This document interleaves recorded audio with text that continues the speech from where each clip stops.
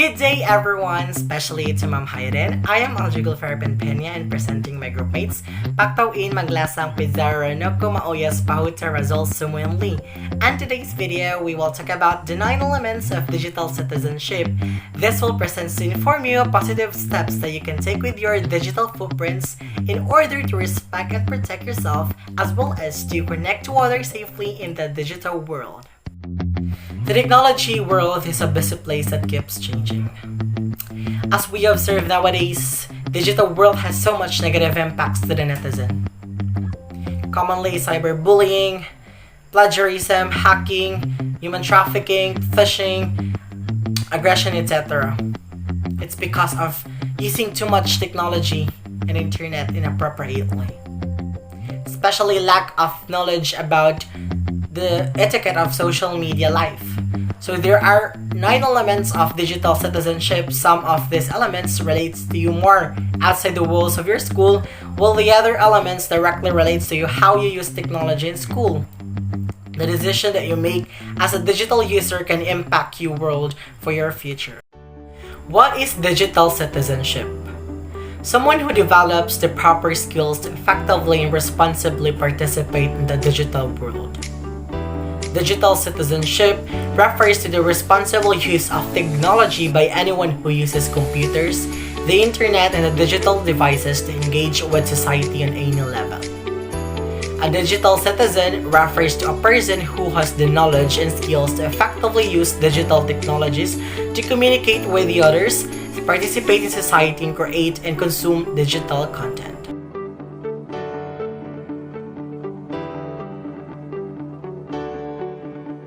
So digital access relates to the digital divide, which means some of students or learners have access to internet while the others may not have access.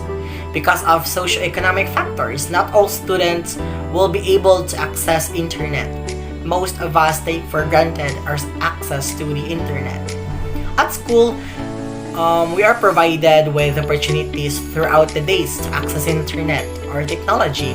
Right? We have subject relating to ICT and we go to computer laboratory where we usually use computer and lab library, or some school have free Wi-Fi available where we can access internet or a guest network. If you do not have computer internet access at home, you can ask naman to your teachers, librarian about the time you can access, especially when I was in junior high school and senior high school.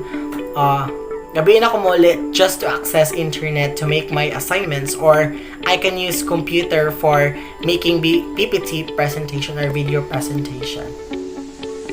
Accessing technology is part of our generation nowadays, especially in the 21st century.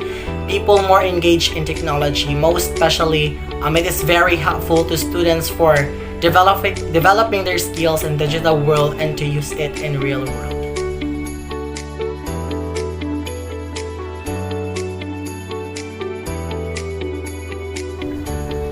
Digital commerce. Digital commerce is buying and selling of goods and services. Technology users needs to understand that a large share of economic market is being done electronically. Legitimate and legal exchange are occurring, but the buyer and seller needs to be aware of some issues associated with it. The mainstream availability of internet purchases of toys, clothing, cars, and food, and many other has become a commonplace to users. At the same time, an equal amount of goods and services are in conflict with the laws or morals of some countries are surfacing, which might include activities such as illegal downloading, pornography, and gambling. Users needs to learn about how to be an effective consumer in a new digital economy. Some examples of digital commerce: online selling, buying online. In the platforms that use of digital commerce, worldwide we have Amazon, eBay, Alibaba, AliExpress. In Asia, we have Shopee, Lazada, and Zalora.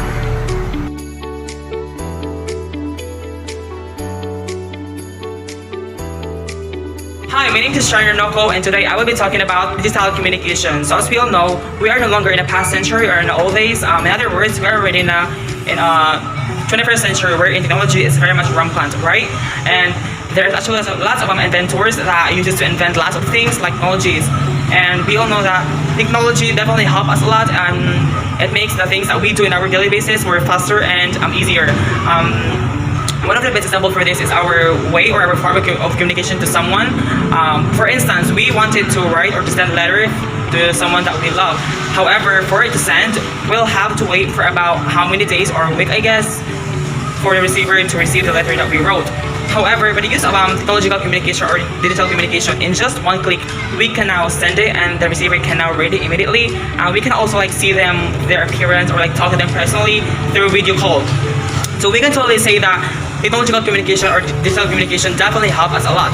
So what is digital communication? It is any type of communication that realized with the use of technologies. There's actually lots of technological communications or digital communications like emails, video calls, video conferencing, stuff like that, and any instant messaging like SMS and web chat. That's all.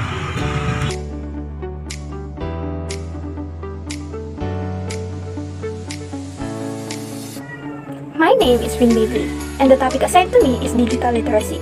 First things first, what do we mean by digital literacy? Digital literacy is the ability to find, evaluate, share, and create content using online resources. As technology getting better day by day, we must also know how we are going to use it and how digital society works. Digital society gave a big help to students. As for students, they may learn anytime and anywhere with the help of digital learning materials. With that being said, we must still consider and practice being digital literate every now and then as our responsible students.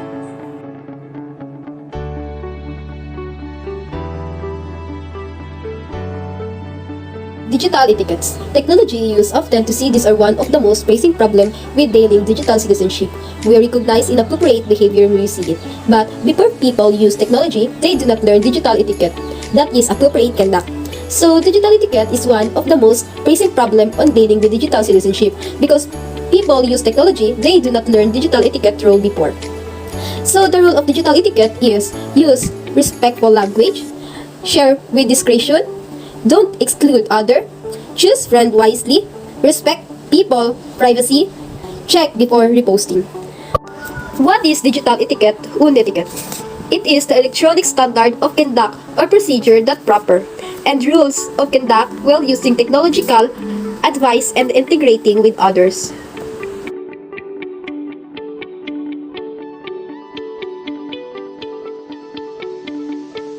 Digital law deals with the ethics of technology within a society.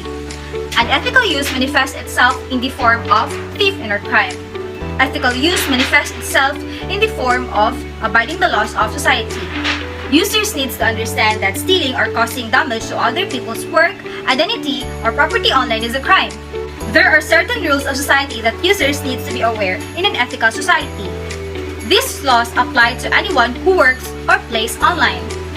Hacking into others' information, downloading illegal music, plagiarizing, creating destructive worms, viruses, or creating Trojan horses, sending spam, or stealing anyone's identity or property is unethical. Law can be defined as a system of rules that are created and enforced to regulate behavior. Only makes sense that digital law would have a similar aim just in digital or electronic situations. So, what does digital law pertain to and why should we know it? As the internet became more popular in 1990s, although provided many opportunities for us, it quickly became an outlet for crime things, such as identity theft and piracy became easier to do. Copyright became more complicated and difficult to manage and new crimes developed, such as illegal file sharing. Not only are we as individuals vulnerable to digital or cyber crimes, but large corporations have been affected too. In 2015, so many pictures was hacked and confidential information was leaked to the public. It cost the company $50 million to recover.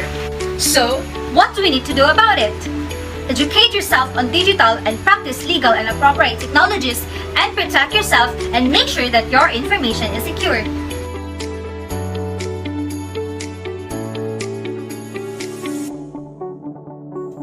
Digital rights and responsibilities comes with having the right and freedom to use all types of digital technology while using the technology in an acceptable, and appropriate manner. As a user of digital technology, you also have the right to privacy and the freedom of personal expression. But although we have the right to privacy and freedom in the digital world, we do have a responsibility to use it wisely and respect the works of others. With everything, there are rules. So as a citizen and a learner, we need to instill the values of responsibility, respect, and integrity in our minds when acquiring material or communicating in the digital sense. We should be required to follow the acceptable use policy in our school district that details how to be digitally respectful in and out of the classroom setting.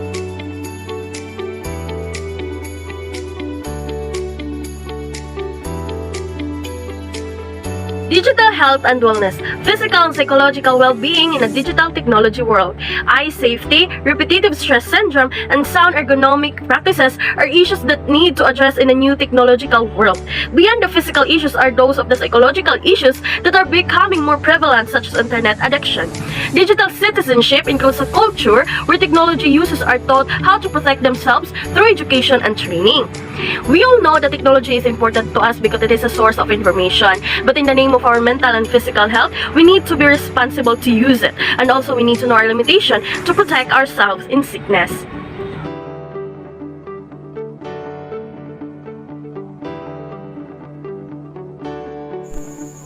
Digital security. Digital security is an electronic precautions to guarantee safety. It's because in digital security, it involves protecting our online presence, like our data and our identities. We have this digital security risk that can cause a loss or damage to our mobile devices, computers, and softwares, or even data, like viruses on computers and losing of data. We also have this digital security that's like, for example, hacking and online scamming. And in order to protect ourselves from those harm, we must also be aware of those digital tools or methods that are available and we can use. And we have here a few tools that we can use. The antivirus software and the tool we call firewall. It can block unauthorized access from those unauthorized users. And the third one is the app we call the ultimate safeguard. It is used for backing up your files. And when we say backing up, it means to make a copy of your file so that it can be used if the file is lost or destroyed and damaged. So as a responsible citizen, we must protect ourselves from those disruption or harm. We are all citizens of our communities, state, countries, and even the world. Even today, we are all citizens in a bigger area, like online. Yes, digital citizenship is a great opportunity, but also requires a big responsibilities to be respectful, kind, fair, truthful. Always remember, let us be a wise user and producer of technology. Thank you everyone for listening. God bless. Bye.